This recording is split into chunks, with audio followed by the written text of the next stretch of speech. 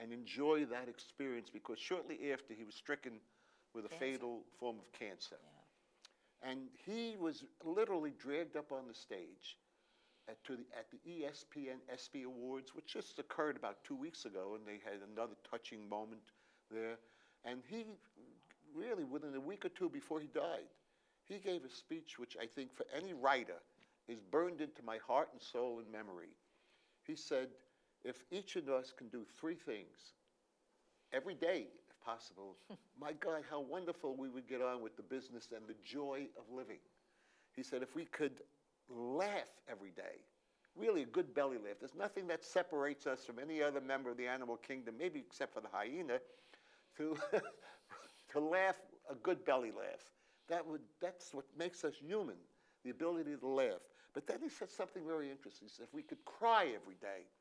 And I thought that was very interesting but strange. And then I realized, he said, if we're not afraid to show our emotions, to really express our emotions, bring them to the fore, don't keep them buried and hidden. He said, that'll be wonderful. And then he said, if we could think every day, but not think about what we're going to eat, what we're going to wear, think about something important. How can I make this world a little better place to live in? How can I leave it a little better than I found it? And if you could laugh, cry, and think, he said, why, you have lived a glorious life, then that could be beyond the expectation of anyone could imagine. And he died 2 weeks later. But I always remember, and in my writing, I've written four novels, as you know. I try to keep that in mind. I want my reader to laugh through some lame humor. You must admit, you've heard me many times. To think and to show emotion. I found that in your novel. Yeah, I think that's true. You know, I was just listening to you and thinking to myself, that's what authors do. A book captures people if it makes them think, makes them laugh, and makes them cry. I mean, crying to me that's the connection you make with someone else's life, someone else's emotions and problems.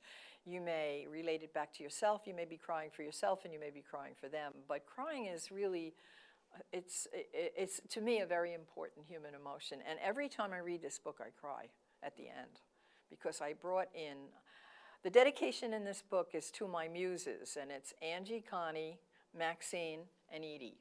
Okay, and these are real people, and I put them in the book. They're the flying ladies. At the very end of the book, Annie gets to meet 4 of the women who knew her great-grandmother. And again, it's a ghost story about great-grandma, and the ghost appears and disappears.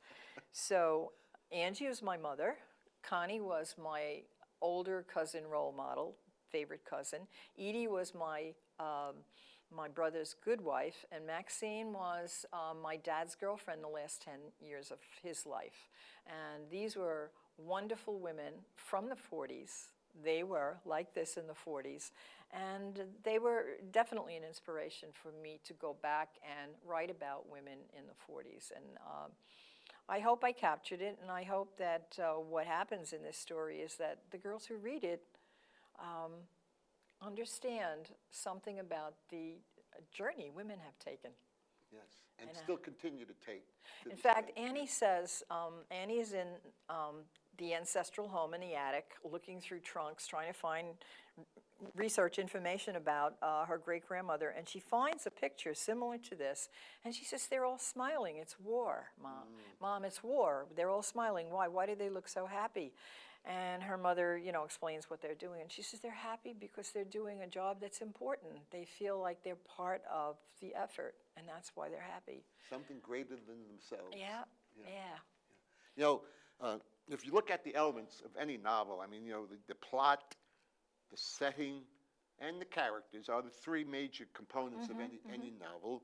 And the plot is really developed. I mean, you start out, and it builds to a climax very effectively. It's a story that is well worth telling and well worth reading about, and it stays with you.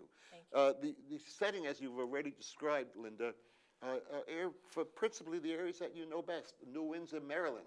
I mean, you know, your son lives in My son lives there. I suspect that. Fire Island, you're very familiar with Fire Island. And then, of course, Long Island. You talked about Republic Airfield and Republic Aircraft. You talk about Old Bethpage. And you know, and Mitchell Field, which is now Roosevelt Field, which is a big shopping area, where how important air travel was to early days. I mean, you know, how Charles Lindbergh took off from Mitchell Field on the first nonstop flight across the Atlantic. So the settings are very compelling, I find, as well. And the characters, to me, that's so important, because I agree with you that if you develop characters that the reader can flesh them out and relate to and identify with and say, hey, I can relate to that. That's like me. I think that's when the book will linger on long after the final page is From turned. your mouth to God's ears. Right? Yeah.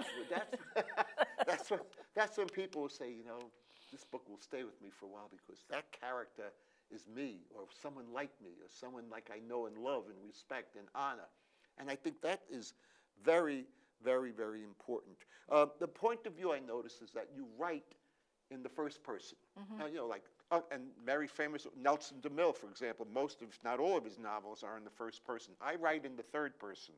Why did you choose the first person rather than the third person? Simply because I wanted it to be from a young girl's point of view, and also it makes it very easy to introduce humor. She has a kind of quirky outlook on life, yeah, and she sees things pretty much as a teenager. Also, when you talk about characters, for me, setting is a character. I develop, setting is really what inspires me. I mean, I told you I got into the plane, and that's and the same thing, I knew all about Fire Island, and it was all, setting to me is like a character. You develop it so that people really almost feel like they're there.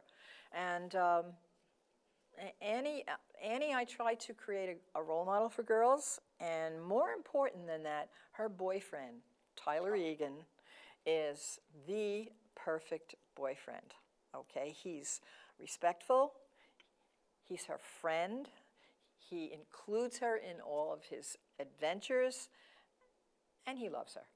And it's very sweet. I notice he drives a RAV4. Yes. The reason I mentioned that is because I know that's what you have. Yes, I know. I know. I wonder if I'll get a kickback from Toyota on that. No, I doubt it. I doubt it. Well, at least it wasn't a red Mustang. No. But I noticed that a third-person characterization of a novel, the author is like a god. Because in the third person, you know what every single character is thinking and feeling. But you have to show it. You can't guess what's in the. No, you have to show it. It's called head hopping. Yeah. That's another reason why I did first person. No, the names of the characters are very, like as you just described, the four people that you have dedicated to are people that you know and love. And I've always found that to be something that I didn't want to lose Joe Jones and Tom Smith and so on. And I remember. J.D. Salinger, when he wrote the classic novel, I guess that we all read when our generation, Catcher in the Rye, he couldn't think of his main character's name. And he was walking in Buffalo, New York, and came across the marquee of a theater. The movie, 1947, was being shown called Dear Ruth, a World War II simply fine story. And the two major stars of that was William Holden and Joan Caulfield. And he saw Holden and Caulfield horizontally connected to each other. He said, I got my name, Holden Caulfield. So he's the person who started the trend of everybody having two last names. That's right. Thank you for well, letting me know. I like your characters. I like everything about the book, and I would strongly recommend as a great read for young people and, like me, almost an adult. Well, that's, I always say, it's for the young at heart. It's for the young at heart. And yeah, I enjoyed writing it. Good. Very good. Good job. Keep up the good work, because you have a hint of what's to come in the future as you tell that Annie's going off to college and something's going to happen in Vermont in that part of. Yes, they at the end of the book, and I won't tell you what happens at the end because it's very sweet. Okay, don't tell us, because I don't think you can, because I think the program is just ended. That's it.